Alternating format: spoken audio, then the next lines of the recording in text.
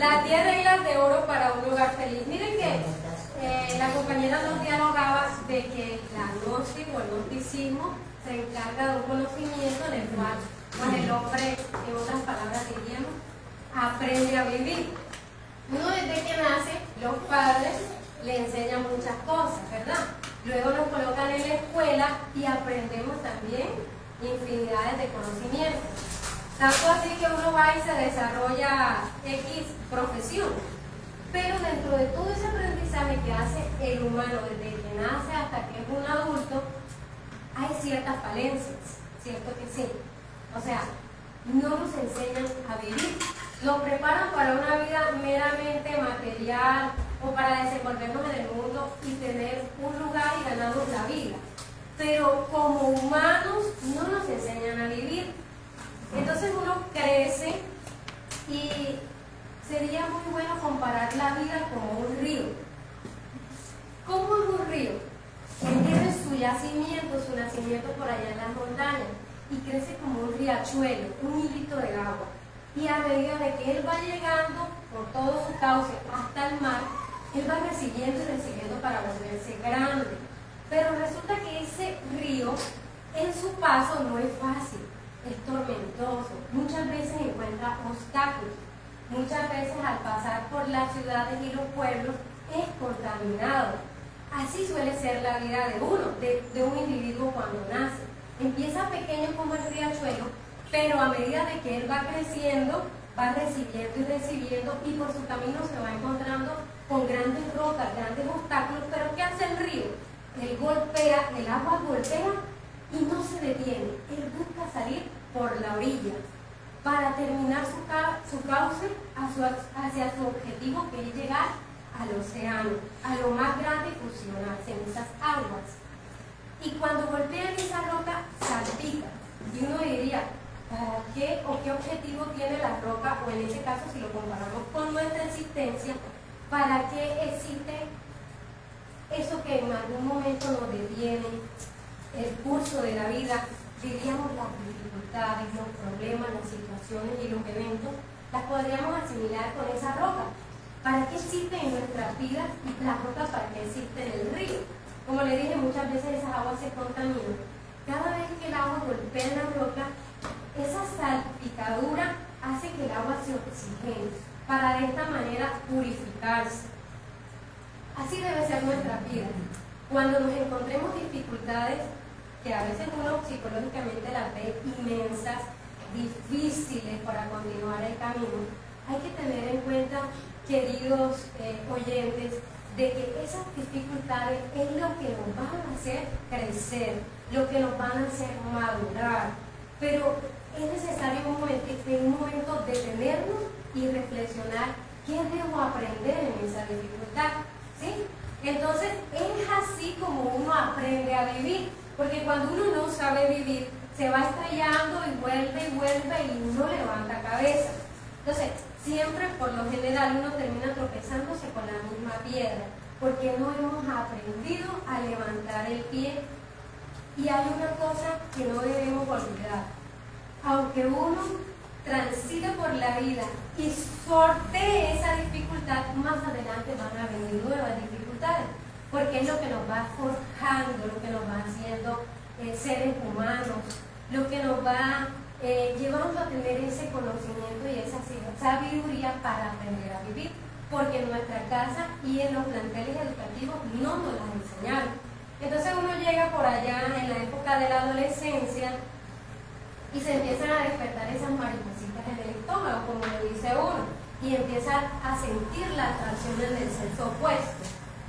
Y uno, sin saber vivir la vida, y va y se apunta con otra persona que tampoco sabe vivir la vida, de lógica que cuando uno conforma ese hogar van a haber dificultades, porque la otra persona fue, desarrolló su personalidad, su forma de ser muy diferente a la mía, y al unirnos muchas veces uno no se acopla, porque en la parte psicológica, en la parte física, hay costumbres diferentes. Y esto tiende un poco a afectar esas relaciones en mi hogar. Por eso la Gnosis, con su infinito conocimiento, nos trae esta conferencia que se se llama las 10 reglas de oro para un hogar feliz. Y esas reglas las vamos a ver, así como en las empresas existe un reglamento interno para que puedan funcionar, vamos a ver esas reglas como indispensables y necesarias para que el hogar pueda seguir triunfando, para que independientemente de las situaciones que son propias de la vida, yo pueda al aplicar estas reglas solucionar y sortear dichas dificultades. Y van a ver que son, uno diría simples y que de pronto uno dice, no, sí, claro, pero cuando uno está metido en las situaciones de la vida, se nos olvida apoderarnos de esas reglas. La primera regla para compartir se llama el amor. Cierto que sí, el amor como regla no está presente en el hogar, pues nadie va a ser feliz. ¿Sí? Y para las personas que ya tienen conformado un hogar, necesitan reafirmar o reforzar esas reglas del amor. Porque resulta que en los roles de la vida, en la cotidianidad, en la repetición de, digamos, de los quehaceres sí, de los roles que cada quien tiene que hacer, todo en el hogar se va volviendo monótono, ¿sí? Todo es repetidera. Y cuando llegan los hijos, todavía eso se ve un poco más fraccionado, porque hay que también brindarle mucha concentración o dedicación a nuestros hijos, y uno termina para la pareja colocándonos en otro plano, ¿sí? Entonces empieza un poquito a debilitarse esa parte del amor como ya un hogar formado, porque cada quien está caminando en pro de sacar adelante el hogar, pero descuida mantener esos lazos afectivos, ¿verdad?, que desde de novio se tenían, pero ya al conformar un hogar como que no se afianza. Y dice, la primera regla, el amor. ¿Quién será esa persona? Es a quien usted ha elegido en la vida, no solo para convivir, sino para compartir lo más sagrado que hay en el ser humano, que es el amor, viva representación de Dios. ¿Cuántos no hemos escuchado que Dios es amor? ¿Cierto? Y es una fuerza maravillosa que está latente en todo lo que tiene vida, ¿sí? Que uno mirará el amor diseminado desde la tierra, el aire, el fuego, ¿sí?, el agua, que todo existe por amor a Dios y por eso subsistimos, ¿verdad? Pero en mi hogar hay que tener en cuenta de que necesitamos activar esos pequeños detalles. Cuando una persona está enamorada, digamos, en una relación de noviazgo, siempre tiene a esa persona como en primer lugar, en primer plano. Uno siempre quiere hacerla sentir bien, uno siempre quiere hacerla sentir feliz. De hecho, uno nunca se comprometería con alguien si nos dijeran que vamos a ser infelices, ¿cierto? Eso sería ilógico. Que me diga, por ejemplo, una bolita de cristal, no, es que tú vas a ser infeliz con esta persona y uno se mete por ahí. Eso no es así. Uno conforma un hogar o se casa porque quiere ser feliz y también quiere hacer feliz a la otra persona, porque cuando alguien no es feliz en el hogar, el otro no puede ser feliz. Entonces, el amor es esa herramienta que siempre debe estar presente. Miren que el amor es una fuerza, como la llama, como la fogata, ¿sí? Y uno, con esos pequeños detalles, va avivando esa fogata, va colocando leños y leños y leños. Pero cuando nos entretenemos en nuestro diario vivir, en nuestros quehaceres, en nuestra mecanicidad, nos descuidamos y dejamos de aportar los leños con los pequeños detalles que avivan esa llama del amor. Algo para apuntar aquí, bueno, dice, no te comprometas si no estás enamorado. Bueno, ya esto es para la persona cuando aún no ha formado su hogar. Pero si ya nosotros formamos un hogar, tenemos que estar reevaluando nuestro comportamiento en cuanto a cómo yo estoy aplicando esta regla del amor, ¿sí? El amor tiene que verse reflejado en las miradas, en la forma de tratar, en la forma, inclusive cuando tengamos dificultades, si uno las enfrenta utilizando esta herramienta, podemos salir avante, triunfantes en esa dificultad. La segunda regla para ser feliz o para que nuestro hogar sea feliz es la comprensión.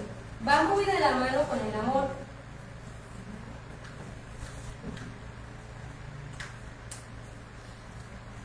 Miren que la comprensión es una expresión de la conciencia que le permite a la persona salir adelante en todos los dramas de la vida. Estés comprometido con alguien, o seas soltero y no tengas un hogar en estos momentos, siempre hay situaciones en la vida, ¿sí? Agradables y desagradables. Siempre la vida se compone por situaciones. Eso no se nos puede olvidar, ¿sí? Porque si no, no sería vida. Lo que dialogábamos ahorita de las notas en el camino, ¿verdad? Entonces, si una persona es soltera, tiene que enfrentar sus situaciones y necesita la comprensión para poder trascender. Y si ya está formado el hogar, necesitamos aún mucho más comprensión, porque yo tengo mis situaciones y mi pareja también tiene sus situaciones. Pero entonces no podemos sortear las diferentes circunstancias de la vida como algo individual, porque ya somos un núcleo. Inclusive nos dicen que la familia es el núcleo más reducido de la sociedad, y dependiendo cómo esté funcionando mi familia, eso es lo que yo le estoy aportando a la sociedad. Por eso lo importante de, a través de estas reglas, mejorar y transformar inclusive nueva progenie humana, nuevos seres humanos. En otras palabras, diríamos que con estas reglas vamos a ayudar a formar nuestros hijos para que la sociedad sea mejor. Y la comprensión jamás y nunca debe faltar para eso, ¿sí? Entonces, porque mutuamente tenemos que sortear las diferentes circunstancias de la vida. Cuando hay comprensión en un hogar, aprendemos una frase que no quiero que se les olvide.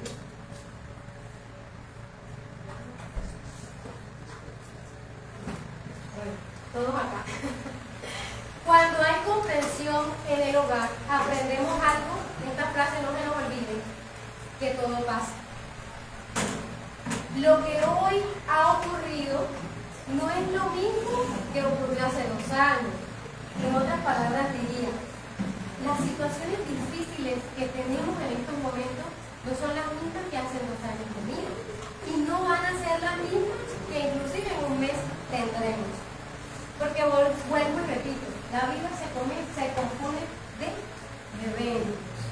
Y con la comprensión tenemos que llegar a comprender, valga la redundancia, que la vida todo pasa. Y uno a veces le gasta tanta energía a los problemas y desconoce que por mucha energía mental que se le impregne al problema, no va a pasar porque sí. Al contrario, a veces cuando uno se queda quietecito, respira profundo, le llega la iluminación y puede encontrarle la solución. ¿Y eso qué es? Eso es comprensión. Cuando uno se detiene, respira profundo y analiza su situación, uno en el momento en que está haciendo eso está buscando la comprensión. Y la comprensión nos va a llevar a la serenidad. Cuando hay dificultades en el hogar, no está presente ni la comprensión ni la serenidad. Me refiero a las diatribas que son también normales que se presenten en el hogar. Porque como dijimos al principio, son 2 personas totalmente diferentes. O como dicen por ahí, el común de la gente, cada persona es un mundo. Entonces, 2 mundos viviendo pueden chocarse, ¿cierto? Entonces, con la comprensión vamos a poder trascender esa dificultad. Y algo importante, colocarnos en los zapatos de la otra persona. Ver la situación en el punto de vista en que lo está viendo la otra persona. ¿Ves cómo sería? Con el diálogo, ¿verdad? Qué bonito que entre las parejas siempre esté presente el diálogo. Miren que cuando uno está enfrentándose con el otro, los corazones están muy apartados. Así estén ahí, uno termina gritando, como si la otra persona no escuchara, como si se quitara la capacidad de oír, y uno termina gritando así esté cerquita, pero es porque internamente los corazones están demasiado lentos. Pero a través de la comprensión, uno busca unirse de corazón con la otra persona, y entonces ya no es necesario gritar, ya podemos dialogar. ¿Y cómo será cuando uno se compenetra tanto en comprensión que a veces ni necesita uno dialogar? Simplemente con la mirada ya uno comprende qué hay que hacer. ¿No les parece algo bonito? Y necesitamos activar esa regla maravillosa en nuestro hogar.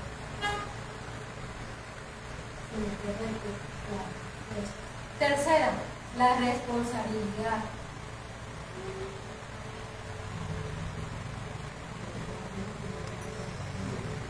Dice, el hombre no puede dejar sus funciones a la mujer y la mujer tampoco puede delegar sus funciones al hombre. La responsabilidad consiste en que cada una de las personas de la pareja responda a cabalidad con sus obligaciones. Entonces aquí vamos a hacer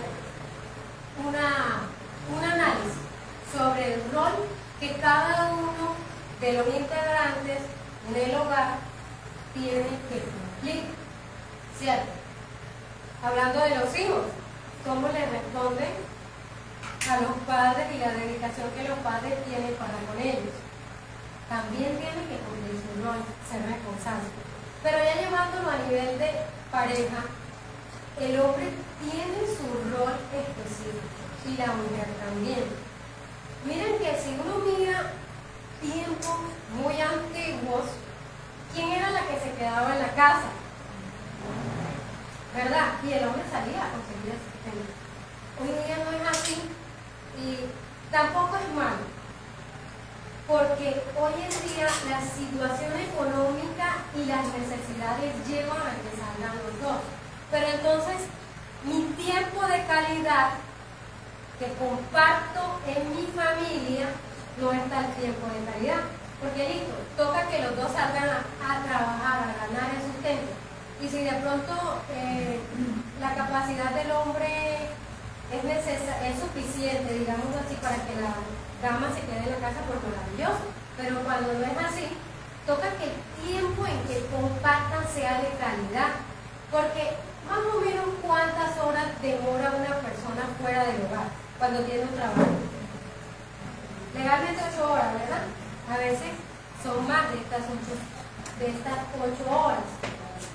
Pero entonces el poquito de tiempo que tienen para compartir no es tiempo de calidad. Entonces ahí tampoco tengo responsabilidad con esa fibra humana que tengo que alimentar. Porque la fibra humana también pide compartir, pide buenos tratos, pide sentimientos nobles, pero como a mí no me da tiempo, yo simplemente traigo el pan y el vestir y cumplo con los servicios y ya está. Entonces, la responsabilidad va mucho más que eso. Mi responsabilidad como padre en cuanto a mi ejemplo, en cuanto a mis buenos tratos con los hijos y la responsabilidad como madre. Cuando la madre se quedaba en ese entonces en la casa, ella era la responsable de incluir en su hijo valores, enseñarle valores. Hoy en día, ¿a quién se le da esta función? A los profesores, ¿verdad? Y bueno, es bonita su labor porque educan, pero en un salón de 40 y pico niños, ¿qué tanto se le puede dar de valores a los hijos? Y uno como padre que tiene 1 o 2 no lo hace, ¿sí? Entonces por eso volvemos al rol y al tiempo de calidad, al equilibrio, equilibrarnos, toca equilibrarnos, porque ¿quién más le puede brindar una educación con amor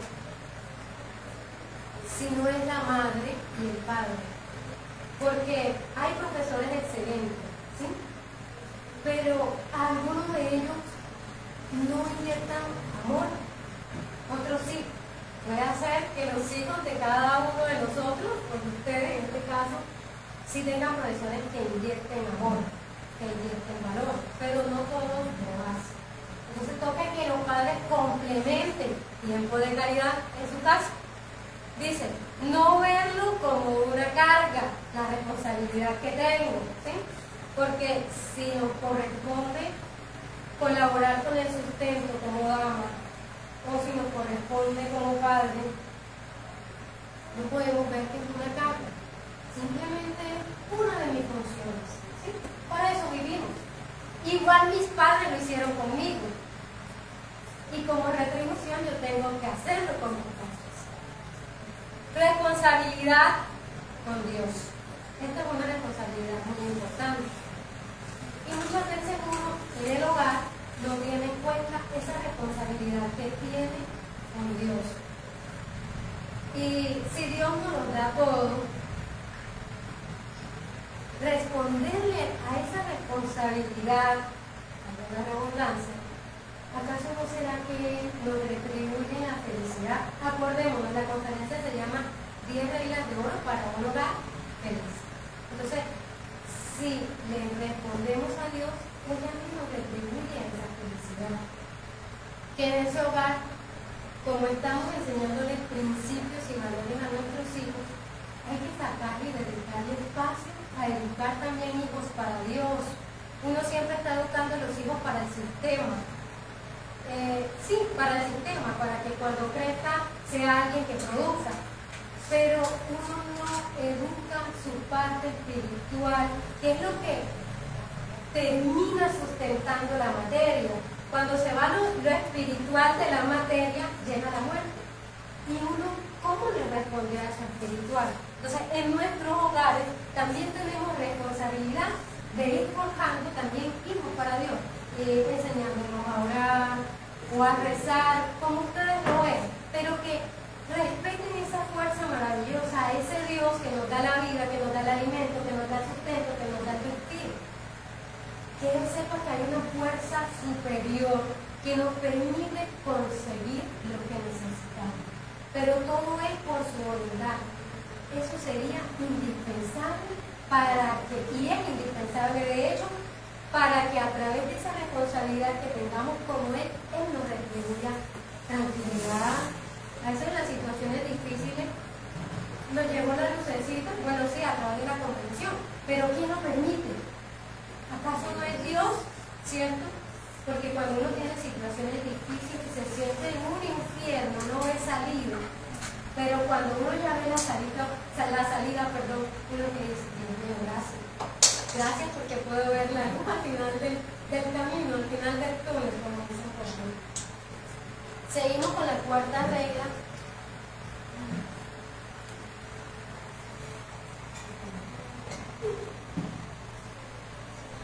Así que hoy me sentí un poco con problemas en la garganta. La cuarta, la cultura. Y aquí no estamos hablando de esa cultura vallenata, ¿sí? O esa que nos enseña a bailar cumbia, no. La cultura que se le ve en el linaje a la persona. En nuestros hogares jamás y nunca debe faltar la cultura. La cultura es una expresión del alma. Imagínense. Es una expresión del alma. Se debe cultivar las buenas costumbres. Por ejemplo, una persona que no tiene buenas costumbres, vamos a dar algunas características. Tiene un verbo descompuesto, usa palabras hirientes, vive lacerando a la otra persona. Eso es una persona sin cultura. Porque, ¿qué viene siendo una persona con cultura? Alguien digno, que tiene un comportamiento ejemplar para con su pareja, para con sus hijos y para con la sociedad. Entonces, por eso es una expresión del alma, ¿sí? Porque reevalúa a través de esas buenas costumbres su comportamiento, ¿sí? Dice, ¿cómo lo podemos cultivar? Porque se cultiva también. Si de pronto yo he venido teniendo fallas en esto de la cultura en mi hogar, ¿verdad? Una persona inculta busca por todos los medios y se siente mal hacer sentir vocabulario. Pero como el hecho es que mi hogar sea feliz, voy a cultivar esa cultura a través del arte, de la poesía, de la pintura, de la música clásica, de mejorar nuestro léxico, nuestra forma de dirigirnos a las demás personas, porque eso es respeto también que debe existir en mi hogar para que sea feliz. Las buenas amistades. Miren que en la vida existe algo que se llama ley de nivelación. Uno muchas veces termina adquiriendo comportamientos de quien nos rodea. Entonces, por eso una persona culta nunca se va a ver inmiscuida con amistades que no le aporten algo bueno, sino que por el contrario, cuando la persona es inculta, va a hacer todo lo contrario, siempre va a estar con el que tiene un verbo descompuesto, o sea, no va a tener a su alrededor quien le aporte para mejorar. Entonces, por eso la cultura está a ese punto de las buenas amistades, porque se trata de cultivar y de nutrir. Por eso, con una buena lectura, uno también mejora su léxico. Leer la Biblia, leer libros que le aporten a mi vida para un crecimiento, buenas conversaciones y el respeto a Dios. Claro que sí, porque si yo mejoro mi forma de dialogar, de hablar, estoy respetando también a esa fuerza maravillosa. No nos olvidemos que Dios hizo al mundo con una palabra, con el verbo, hágase la luz. Nada más utilizó el verbo. Y nosotros con el verbo podemos crear, pero también podemos destruir. Entonces el respeto a Dios parte inclusive desde cómo yo estoy usando mi vocabulario, mi dialéctico, mi forma de expresión. Eso va haciéndome culto. Existe una cultura natural y una cultura académica. Académica es la que nos enseñan, ¿verdad? A través de la escuela. Pero esa natural va con uno. Una persona culta, por más inconvenientes que tenga, rara vez, por no decir nunca, se le escaparía una palabra hiriente o maldita. Por muchas dificultades que haya entre las personas, sería incapaz alguien culto de lacerar al otro con una palabra soeza o compuesta. ¿Sí? Entonces, hay que tener algo en cuenta. Uno muchas veces quiere que lo traten bien, pero uno que está dando, volvámonos más cultos para tratar a las demás personas y así aplicándolo a nuestro hogar, podemos también ir formando hijos para una mejor sociedad. La quinta regla, de hecho, cuando tengan algo que compartir, que dialogar, pueden hacerlo, para que no me dejen a mí sola hablando. La quinta regla, la caridad. A ver, ¿qué tanto hemos escuchado de la caridad? Voy a tener que preguntar.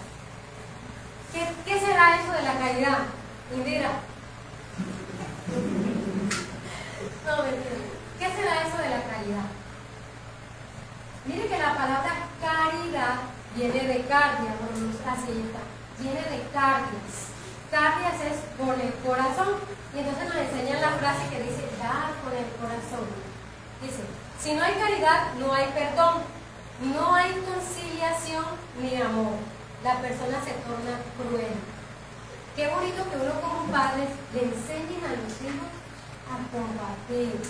Por allá, cuando haya alguien necesitado, convidarlo, ven mami, que te enseño que hay personas que necesitan. Tú lo tienes todo, pero hay personas que necesitan. Y desde pequeño uno les enseña la caridad, el compartir. Les enseña a tener esa fibra humana que sienta el dolor ajeno. Y si aplicamos la caridad en nuestro hogar como herramienta indispensable, vamos a ser capaces, lo que dijimos ahorita, colocarnos en los zapatos de los demás, sentir el dolor ajeno.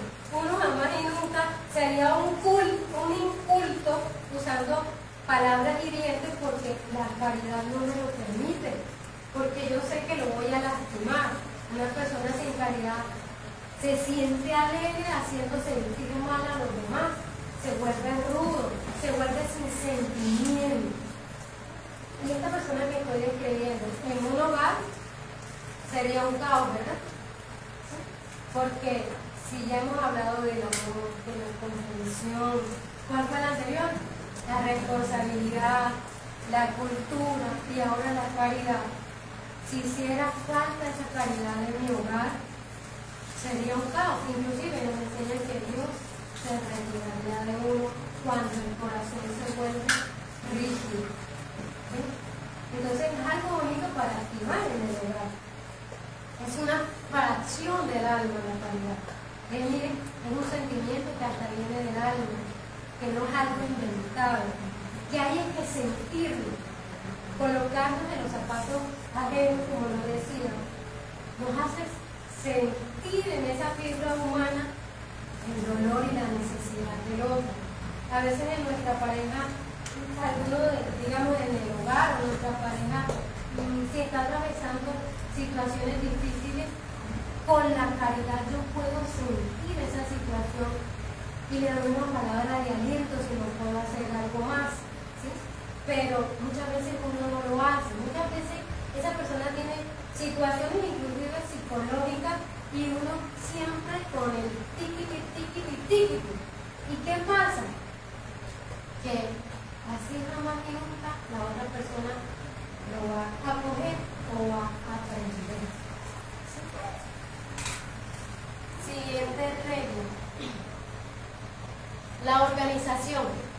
Es una forma que debemos aprender todos los seres humanos para que cada cosa esté en su lugar. La vida se compone de detalles y el éxito o fracaso también se compone de detalles.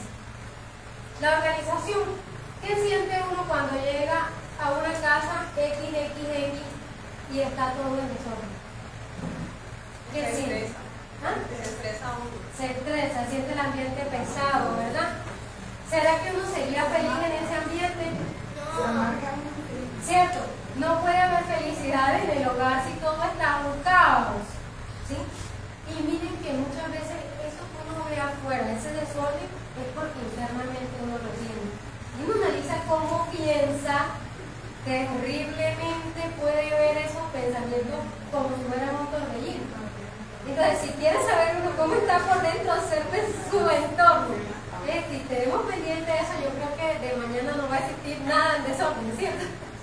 Debería ser.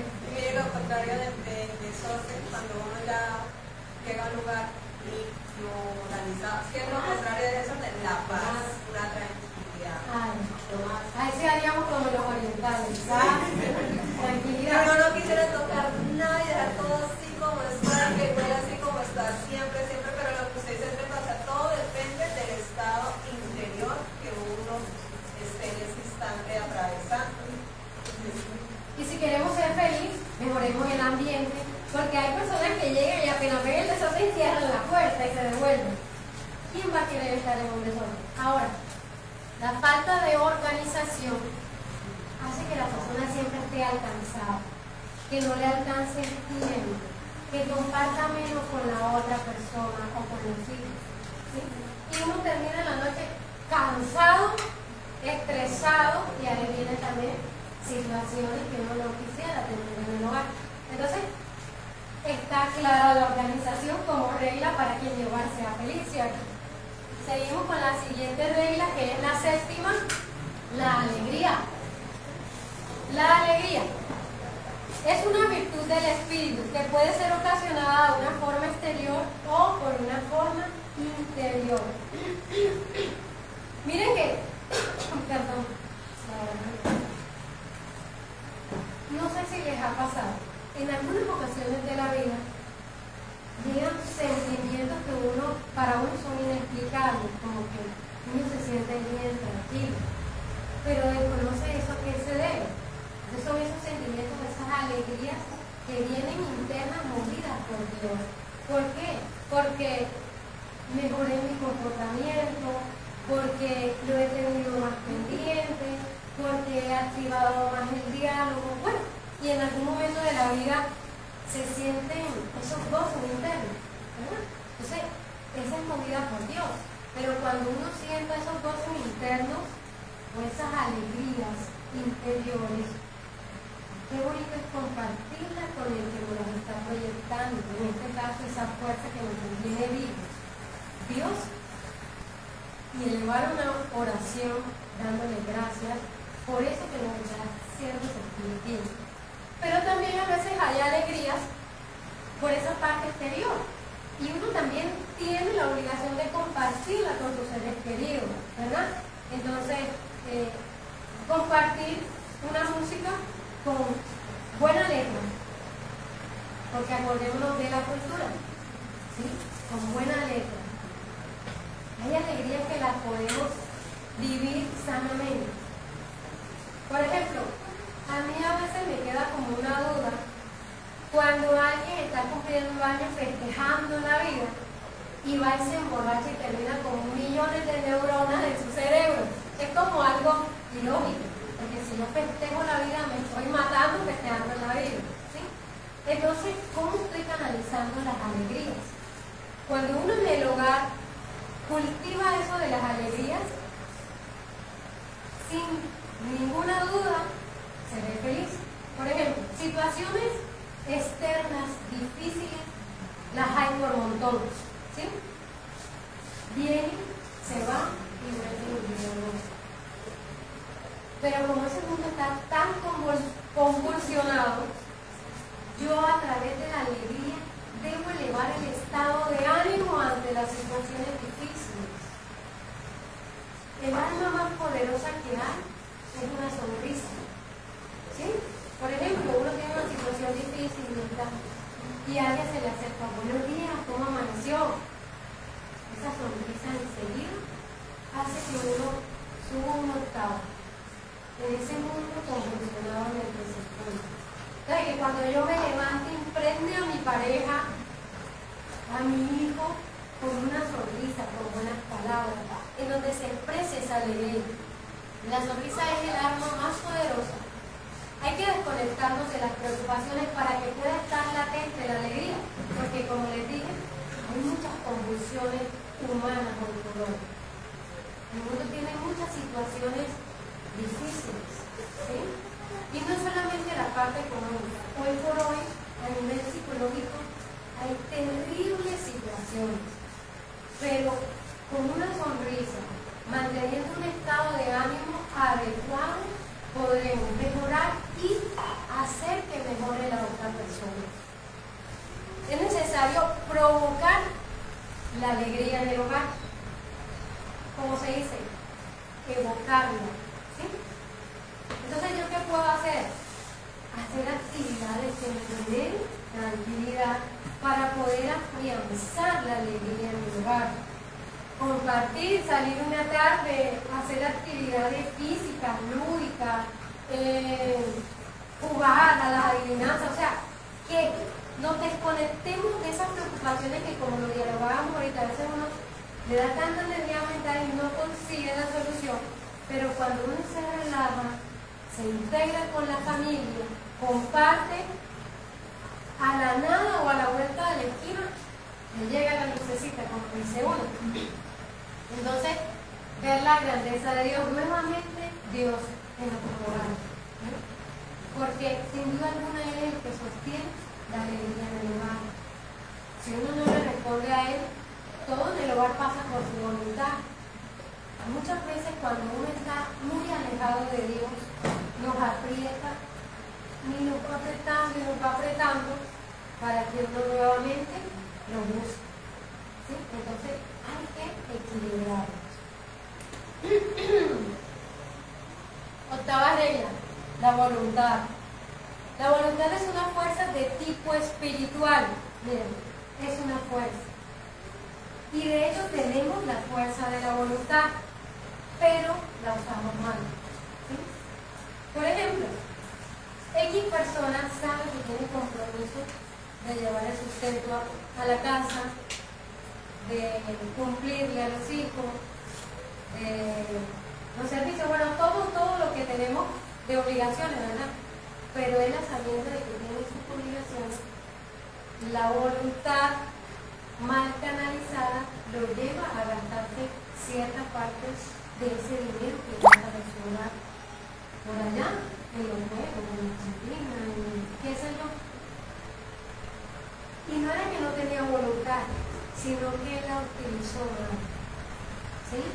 Porque es necesario comprender que en nuestro interior, desde que nacimos, fuimos desarrollando en nuestro interior aspectos negativos, digamos así. La envidia, ¿cierto que sí? La codicia, el orgullo, la gula, la pereza, la lujuria, X situaciones negativas. Pero que como tenemos la fuerza de voluntad y no hemos procurado transformarnos, eso negativo que fuimos desarrollando se apodera de nuestra fuerza de voluntad. Entonces, ¿qué necesitamos hacer? Orientar esa fuerza de la voluntad. Por ejemplo, ¿quién sería capaz de quedarse callado cuando alguien le insulta? ¿Cierto que se necesita tener la fuerza de voluntad para quedarse callado? ¿Qué hace uno? Le responde al otro, porque uno dice, no, yo no me quedo con eso. Yo no soy hijo de menos. ¿Cierto que uno dice así? Pero, ¿quién tiene la voluntad para contestar y para agarrarse a golpes con el otro? En este caso sería la ira, ¿sí?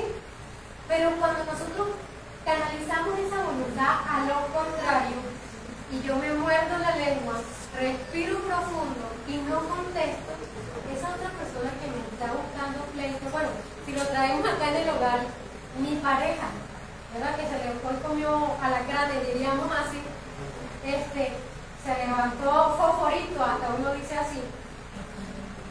Él por mucho que busque, si uno se queda callado, se apaga. Porque para discutir, ¿cuántas personas se necesitan? Dos, ¿cierto? Y si esa otra persona no encuentra al otro para discutir, porque me apoderé de la voluntad y me amarré la lengua, eso se acaba ahí. Ahora, otro ejemplo, cuando uno discute con su pareja, ¿será que acaso a través de esa discusión dura una semana hasta sin hablar con la otra persona?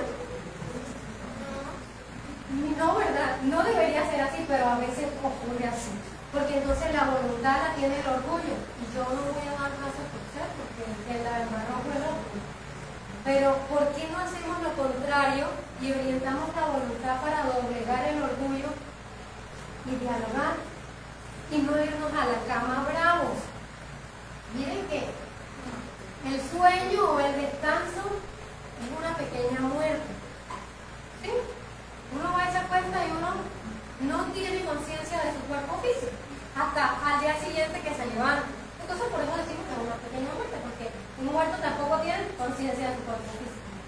Entonces no tiene fundamentos ir a acostarnos bravos, porque es una pequeña muerte.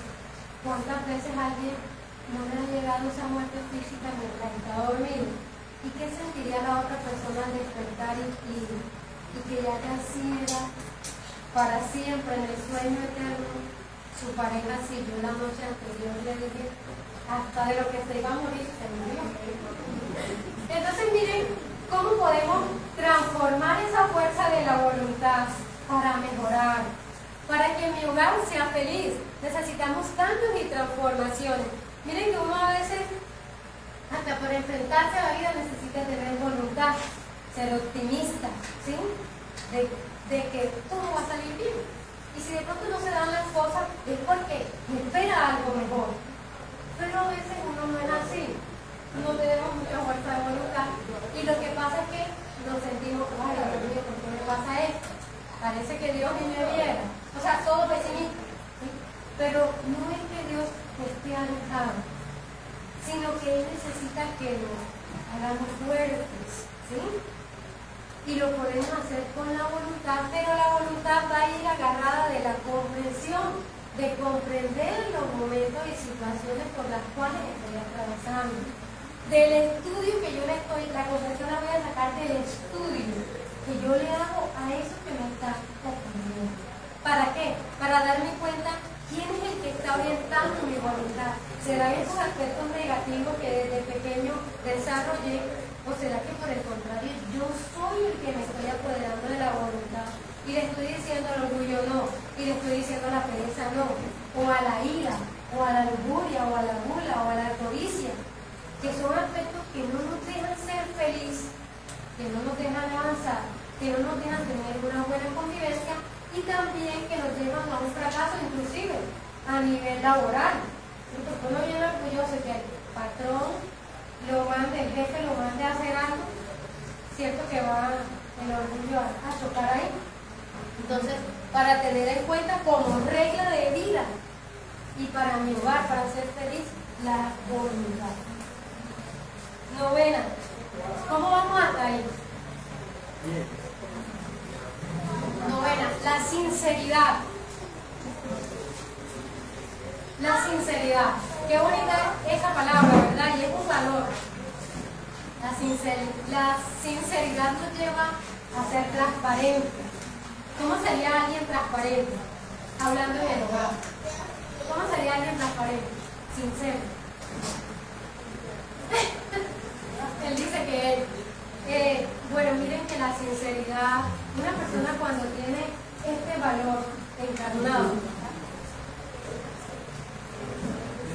jamás y nunca esa persona, si encarnaría la sinceridad, podría traicionar. ¿Sí? Jamás y nunca mentiría. Cuando una persona no es sincera y miente y traiciona, la otra persona se siente defraudada. Porque esa otra persona depositó en él su corazón, sus buenos sentimientos, su vida, su amor.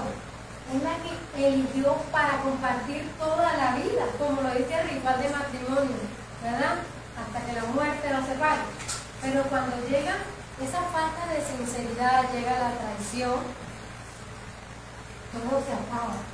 Es como si, ahorita hablábamos de la fogata, es como si se le tirara un balde de agua inmediatamente a esa enamorada y se apagara, se acaba todo. ¿Sí?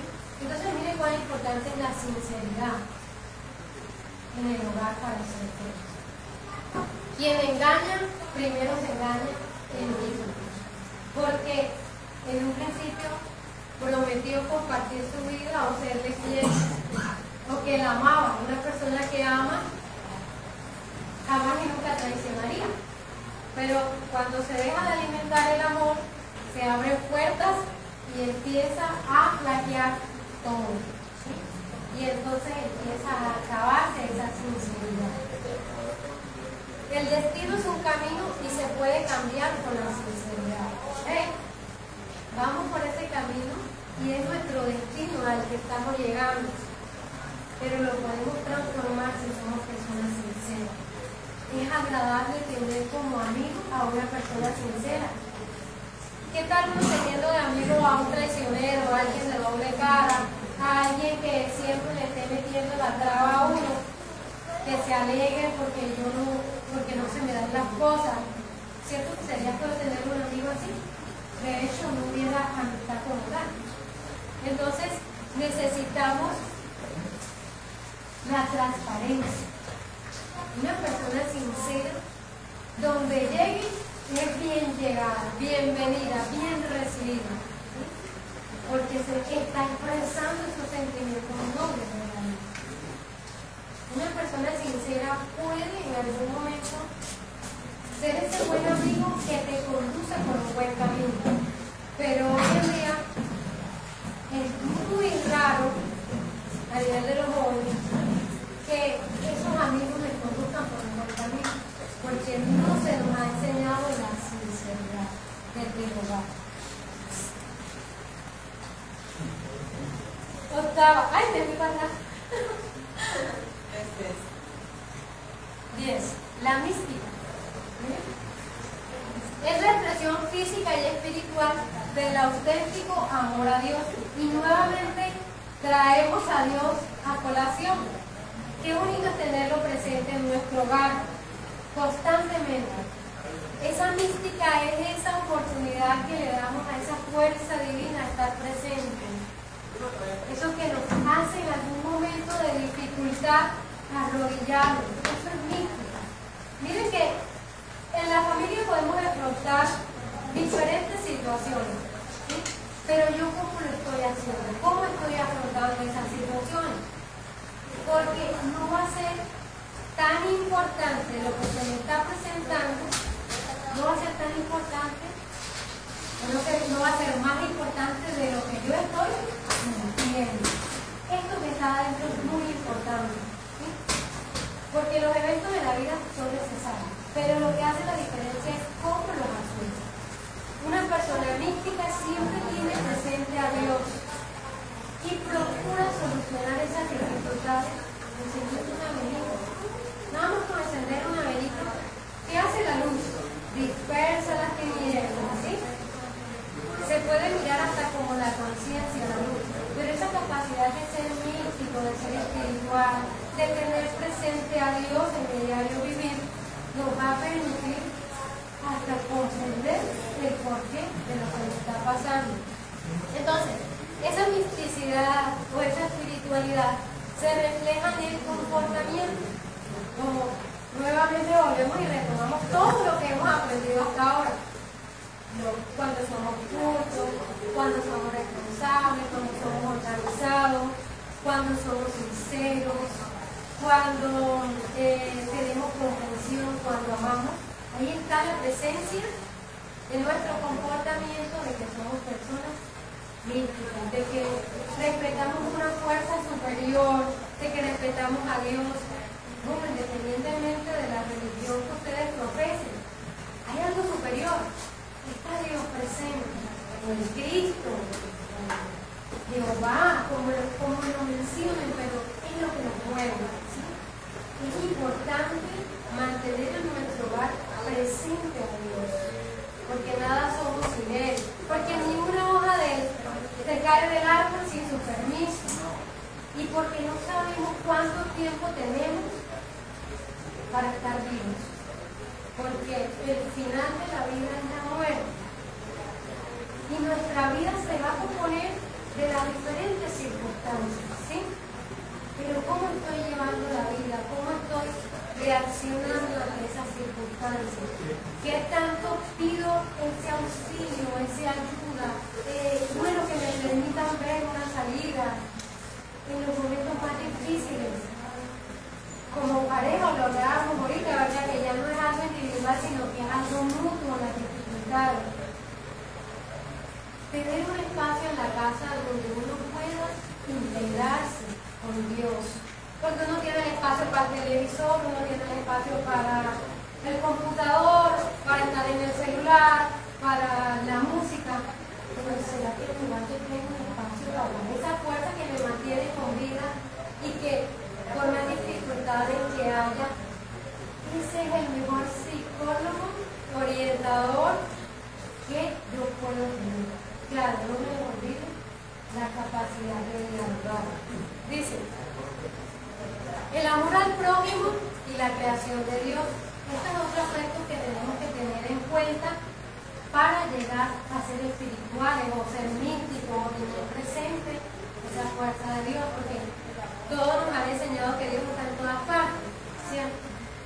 Como vida, por ahí dice que Dios, Cristo es la vida, ¿verdad? Entonces en esa otra persona está esa fuerza de Dios también, en el prójimo. Que si yo logro amar a mi prójimo, como dice el primer mandamiento, amar a Dios sobre todas las cosas y al prójimo como a ti mismo, tener la capacidad de ver esa fuerza divina en todo lo que sí, en todo lo que tiene vida, ¿ve? Lo va a hacer o lo va a convertir a uno en alguien más espiritual, ¿sí? En mirar hacia el cielo para pedirle a Dios, pero también mirar hacia abajo para no maltratar a nada, a nadie ni a nada. Porque uno a veces se la tira de muy espiritual, ¿verdad? Y ante la sociedad puede que lo vean a uno así, pero en el hogar, poco de eso, ¿sí? En el hogar uno descarga todo ese inconformismo, todas esas fuerzas negativas. Y ante la sociedad puede que no se me ejemplo. pero entonces ahí uno no está cumpliendo con esa regla. Ese amor al prójimo, a los parejas, a mi hijo, ¿qué le estoy dando yo que no se contratiene? Y sin duda alguna, ese animalito que está por allá muriendo de hambre o de sed, ¿será que en algún momento me detengo y le doy mi auxilio? Sería hasta caridad, pero también sería esa forma de ver la vida como expresión de Dios en esos reinos, en el reino animal, en el reino vegetal, ¿cierto? Entonces, eso nos lleva a ser místicos. Amar el silencio, porque cuando uno ama el silencio puede integrarse con Dios. No necesitamos hacer estruendo ni escándalo para integrarnos con Dios, porque hay una parte de Dios que está muy cerquita de nosotros. Si Dios es vida, y si cuando la vida se retira de uno todo cesa, y si nos enseña la Sagrada Escritura que tengo viendo al imagen y semejanza de Dios, no necesitamos que todos nos vean. Volvemos a ese lugar personal que debe haber en nuestro hogar para integrarnos con Dios. En silencio. Cuando uno quieta sus pensamientos, se relaja, llega a la quietud, puede sentir esa alegría que viene de adentro, que era la que dialogábamos ahorita, que es proyectada por Dios. Por esa capacidad que uno tiene de integrarse con Él, de compenetrarse con Él. Y no necesitamos de una tercera persona para sentir a Dios. Simplemente necesitamos querer sentirlo, querer tenerlo presente en nuestras vidas, en nuestro diario vivir. ¿Sí? No necesitamos de alguien más. Pero miren, hay algo que hay que tener en cuenta. Estamos demasiado relativamente cerca de Dios. Pero hay un obstáculo inmenso, que es nuestra mente. Nuestra mente nos aleja de Dios. Si uno analiza su diario vivir, hoy qué hemos hecho que nos ha acercado a Él. Cierto que uno desde que se levanta escasamente dará las gracias a Dios, pero de ahí, digamos, a toda esa mecanicidad de la vida, rara vez uno se entrega con Él. La invitación es a eso, a sentir, a no olvidarnos de que un hogar siempre va a estar lleno de felicidad, siempre y cuando nosotros mejoremos como personas, siempre y cuando mantengamos ese reglamento interno que no debe faltar, que nos va a servir para afrontarnos en nuestras dificultades. Bueno, ¿alguien quiere compartir algo? Porque nuestra conferencia se agota hasta aquí. Aquí hay una frase que dice: un matrimonio perfecto es la unión de dos seres, uno que ama más y otro que ama mejor. Esta frase, esta máxima, nos la comparte de venerable maestro San Miguel. Bendita las almas que se aman y que por amor a Dios no violan sus santas leyes. Venerable maestro Nami. Eso es para que lo tengamos en cuenta. Si alguien quiere compartir algo, una pregunta, o diga, no, a mí no me parece nada de lo que dijiste, o por el contrario, no, sí, no, me parece que se necesita para ser feliz. O si no, bueno, por ahí nos van a compartir algo, pero yo no me quiero ir, o no quiero cerrar sin hacer una dinámica. ¿Qué les parece? ¿Sí? Bueno.